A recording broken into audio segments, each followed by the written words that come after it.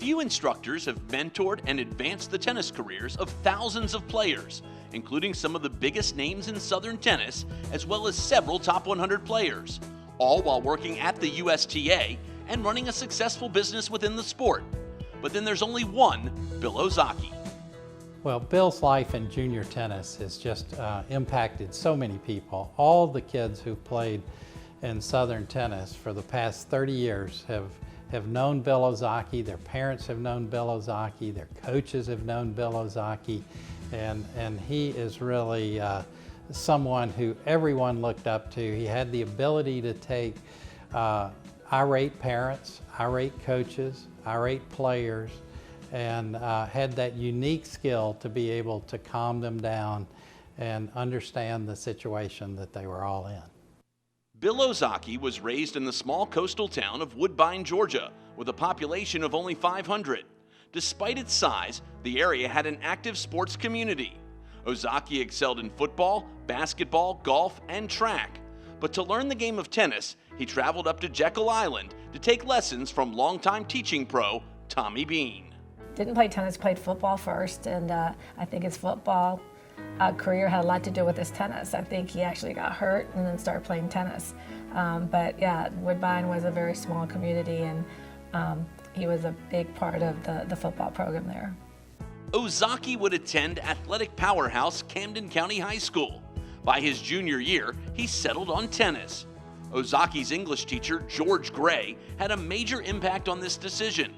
He provided the opportunity to play almost daily and even lined off a court in the gym so Ozaki could follow his passion.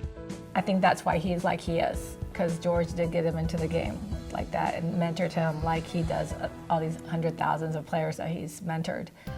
So I think that has been an impact on Bill's life in general, how he lives his life. The dedication paid off.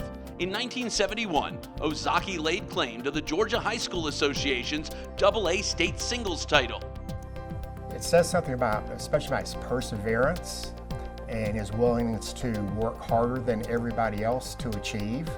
And that has been shown in his life's work. Bill Ozaki went on to play tennis at DeKalb College, now Perimeter College at Georgia State. He did play at Perimeter College, which was then DeKalb College, and was an excellent tennis player, and played in many state tournaments, had rankings, was one of the top players in the state when he was playing collegiately.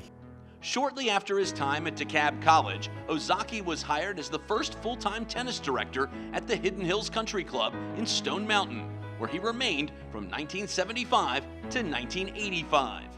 During that time was when he really developed his first wave of elite juniors, and that's where he and I started competing against each other. I remember one girl in particular could not hit a volley, and I asked him, hey, would you take a look at this girl's volleys? And so he came over and watched her play and watched her hit volleys with me. And then about 2 rounds later, this girl knocked off a volley winner to beat one of his girls. In 1985, Ozaki made a major life decision and bought the Circlestone Racket Club. He ran it for the next 4 years, and it was there he built his legacy of junior player development. Well, I think he's done that because of the way he makes someone feel valuable and important, and working with their parents and helping them guide their children as well. So I think he's been invaluable to so many of those players, and he enjoys doing it, and he makes you feel so special.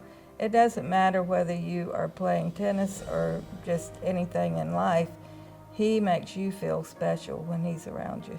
Well, I think Bill was probably ready for that after 8 to 10 years as the director at Hidden Hills, to have his own club and have his own following, and something that he really enjoyed in his time as ownership at Circlestone. His programs have included hundreds of USTA and ALTA teams, as well as a strong junior academy that produced many collegiate players. He's also mentored many of the bigger names in Southern tennis, including Robbie Ginepri, Melanie Udan, and Brian Vahaley.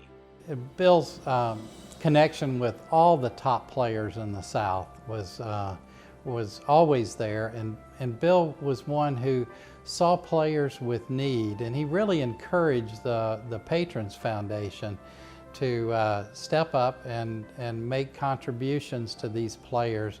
And he's helped tens of thousands of players through some financial aid over the years that have needed it. And that's something that Bill bears all the credit for. Ozaki's success with junior players, as well as his reputation among tennis families and fellow coaches, he got the attention of USTA Southern, and they hired him in 1989. Except for a one-year stint as the USTA's Senior Director of Junior Competition and Collegiate Tennis down in Key Biscayne, Florida, Ozaki was a fixture in the Southern office for almost 30 years. Now, this is 30 years ago, so it wasn't a position like it is now. So I think he did a little bit of everything in the office, and I mean with juniors. And then later on it became more player development, which is he's excellent at in junior competition. Junior player development has been Ozaki's passion, and his commitment to others has made him a member of the Georgia Tennis Hall of Fame. I think Bill's achieved probably everything that he's wanted to. I think he's done it in a way that everyone respects him. He will be remembered forever, I think. Like I said, you say junior tennis in the southern states, people will say Bill Ozaki. Congratulations to Bill Ozaki, a 2019 inductee into the Georgia Tennis Hall of Fame.